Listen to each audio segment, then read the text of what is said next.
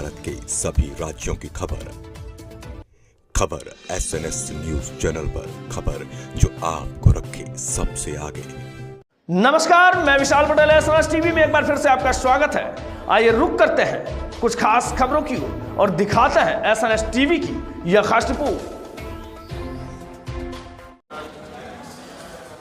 अधिष्ठाता महोदय, आपने बजट 2026-27 पे बोलने का अवसर दिया, इसके लिए आपको बहुत बहुत आभार।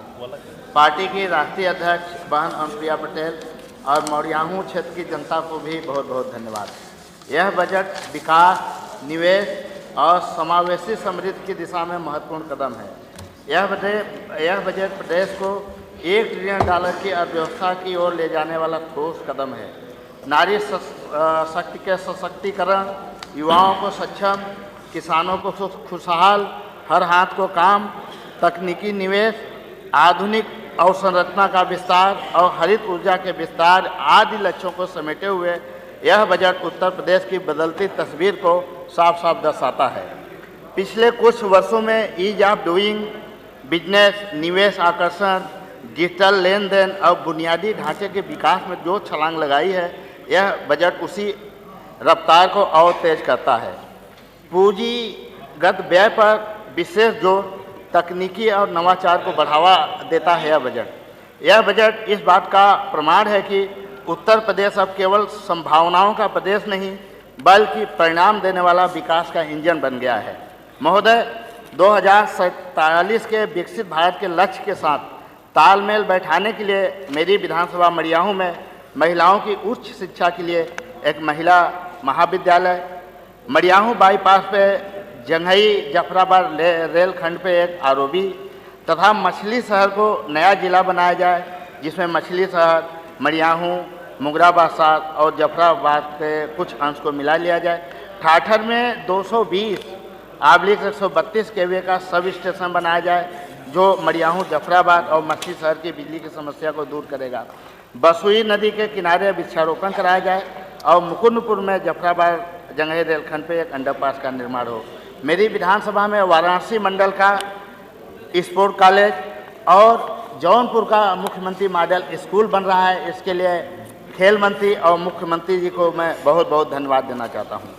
महोदय, 2026-27 का बजट 9 लाख करोड़ से ऊपर का बजट है, जो कि 25-26 के बजट से 12% अधिक है। इस बजट में पूंजीगत व्यय पर 2,48,000 करोड़ का प्रावधान किया गया है, जो कि 2017 के पूंजीगत व्यय से लगभग 3 गुना से ज़्यादा है। इस बजट में 43,500 करोड़ की नई योजनाएं शामिल हैं। पूंजीगत व्यय की लगातार बढ़ोतरी उत्तर प्रदेश में विकास का प्रतीक है। जेवर एयरपोर्ट पश्चिम उत्तर प्रदेश की अर्थव्यवस्था को महत्वपूर्ण रफ्तार देगा और विदेशी उड़ानों के संचालन में प्रदेश को मुंबई और दिल्ली की श्रेणी में लाके खड़ा करेगा।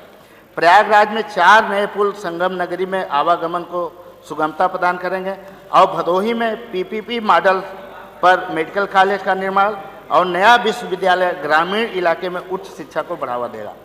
श्रमिकों के लिए 200 करोड़ के लेबर अड्डे बनाए जाएंगे। उत्तर प्रदेश का बजट पाकिस्तान, बांग्लादेश और नेपाल के कुल बजट से ज़्यादा है। MSME को सशक्त बनाने के लिए सरदार वल्लभ भाई पटेल रोजगार औद्योगिक जोन योजना शुरू की गई है। इससे राज्य के सभी जिलों में औद्योगिक क्षेत्रों के लिए 575 करोड़ की व्यवस्था की गई है। एक जिला एक व्यंजन योजना से यूपी का स्वाद देश के साथ साथ पूरी दुनिया चखेगी। इसके लिए 75 करोड़ की व्यवस्था की गई है। शहरी विकास के लिए 26,000 करोड़ से ज़्यादा, नए और पुराने विद्यालयों के निर्माण और मरम्मत के लिए 6,000 करोड़ से ज़्यादा, सेतु और सड़कों के निर्माण के लिए 24,000 करोड़ से ज़्यादा, 34,000 करोड़ से ज़्यादा और PM आवास योजना के लिए 13,000 करोड़ के आसपास की व्यवस्था की गई है। प्रदेश में प्रत्यक्ष विदेशी पूंजी निवेश के प्रोत्साहन के लिए 1,000 करोड़ की व्यवस्था की गई है और AI मिशन के तहत प्रदेश के 49 ITI में AI लैब की स्थापना होगी। हमारी सरकार AI, IT, उद्योग, पर्यटन, विनिर्माण के क्षेत्र में सतत काम कर रही है।